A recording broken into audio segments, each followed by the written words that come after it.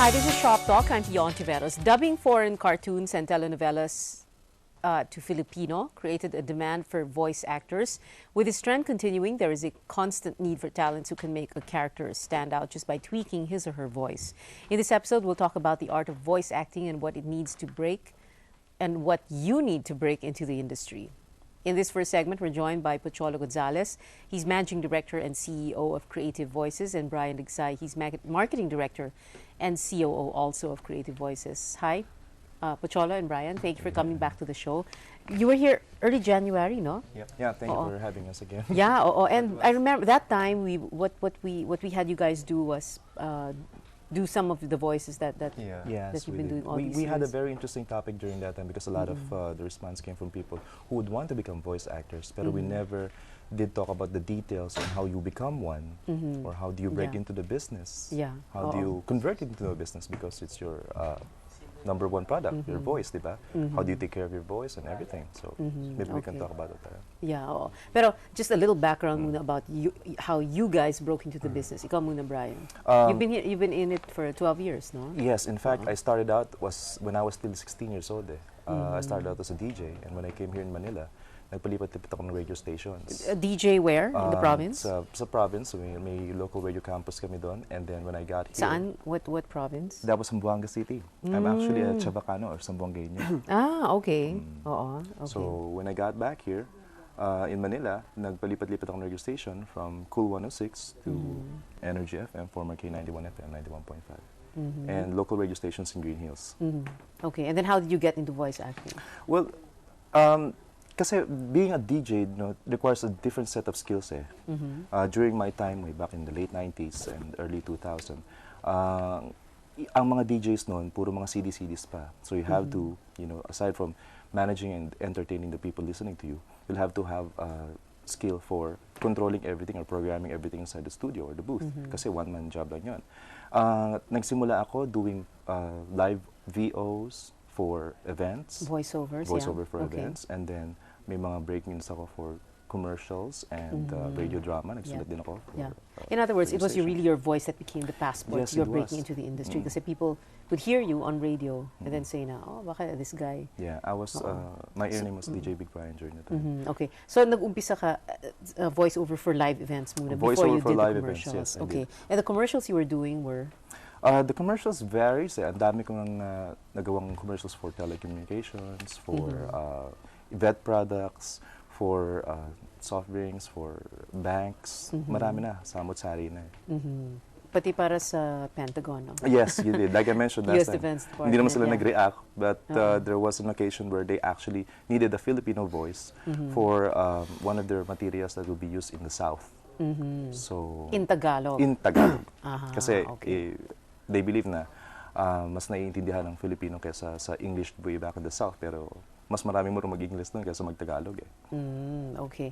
And I guess that paid well, no? Yes, Pentagon, it did. Well, it was coursed through an agency abroad kasi in the United States, kapag voice talent ka, kailangan may representation ka.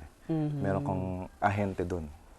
So, ganun din yung mga talents namin from abroad. Kami naman yung Philippine agency nila dito. Is it a lucrative business for you? It is a lucrative business. I mean, if you're really good, you don't spend like 5 to 10 minutes, or you spend 5 to 10 minutes lang inside the studio, and you get to be paid around 15,000 per radio commercial. So that's about 30 seconds. You do 4 times the amount of work you do in a week, then 15,000 for a 30-second commercial, which, and how many times, diba may mga take yun eh?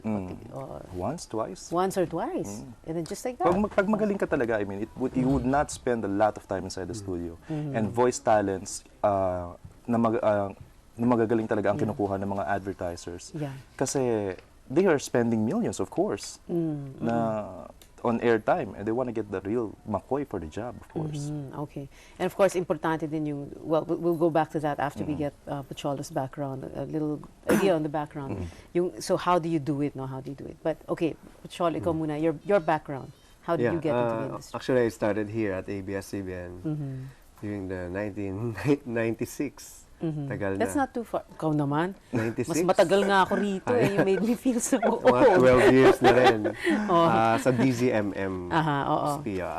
May voice acting competition Yeah, pala. so I'm one of the winner ng voice acting competition. And mostly sa lahat ng mga kasama ko ngayon, like sila Benji Durango, who did the voice of Dao Ming Sir, si Robert Brillante, si Simen ng Mitchell Garden. Ako yung father ni Sanchay doon eh. Sila Jeff Otanes, kami yung magkakabatch niya na one of the sought after din mga voice artists ngayon. And wait, when you started in 96, you were how old? I was 16. 16? Okay. So mga bata pa. And then, yun ang title ng programa namin, Radyo. Under Joey Galvez at May Valle. And in a way, you broke into the industry through a contest. Yes. Competition. But before that, what were you? You were already, you were using your voice. I'm just dreaming of being... Dreaming pala. Marinig ko lang yung boses ko sa radyo. Sabi ko, ako na yung pinakamasayang tao sa buong mundo. Parang ganun lang ka-simple. Pero at 16 years old, but you continued your studies, you didn't stop. No. I was studying in UP Diliman. My course is speech communication. And I took up my master's degree sa UP rin, mass communication. So, tuloy-tuloy na. Okay. So, kanina, we were talking about, it's important to talk about how you break into the business. What do you need to do, no? So, okay. So, let's begin with how do you develop your skills as a voice talent? I mean, apart from getting all those breaks, before you get those breaks, kasi, there are things you must do, right? Okay. Right? Well, being a voice actor, it requires a lot of mastery ng voice acting eh. You do not become one overnight eh. In fact, it takes many years of practice and hard work. Kami, Troy and I, before we are doing what we're doing right now, like you mentioned, 12 years na in the making kami dito sa business. So, hindi naman namin dinidismaya yung mga iba na gusto mag-voiceovers. Pero you have to be really patient. Okay. So, in other words, experience is built up over the years. Over the years. Parang it's like taking up medicine, diba? When you're a doctor, newly grad ng medicine, di ba? Hindi mo pwedeng i-compare yung rate mo dun sa mga nagtatrabaho na ng 20, 30 years in the industry. In fact, kahit sino naman tanungin mo, mas pagkakatiwalaan nila yung doktor na mas bihasa dun sa craft na yun or sa field na yun ng medicine. Okay. The same thing goes with voiceovers.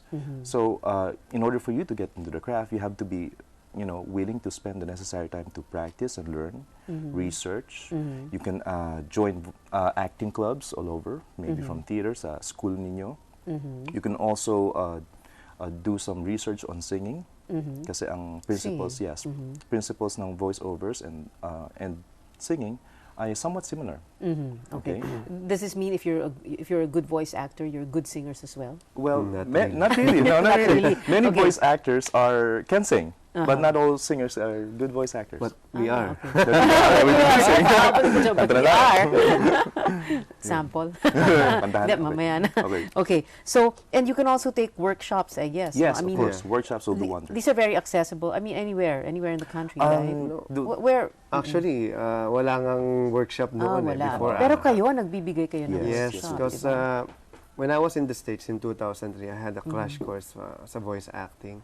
So I saw the potential of voice acting workshops sa Philippines kasi for the longest time, hindi siya na-professionalize eh.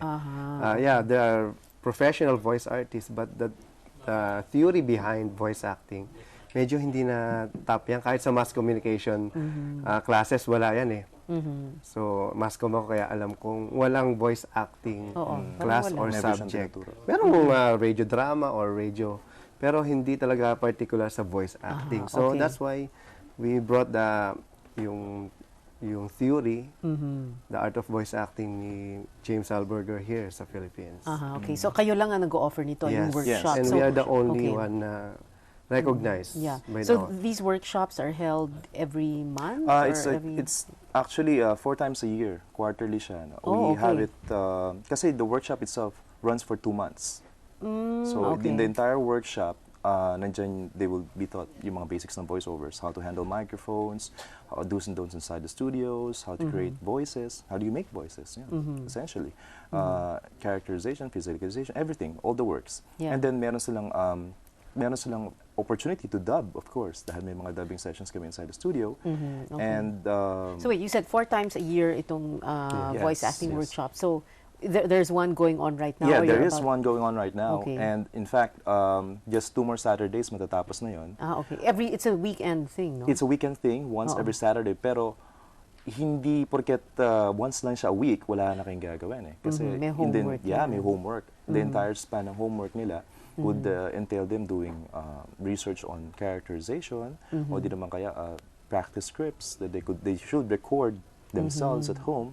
Tapos pakikinggan namin and then we will of course grade them or Oo. critique them Oo, in the oo. end. Oo.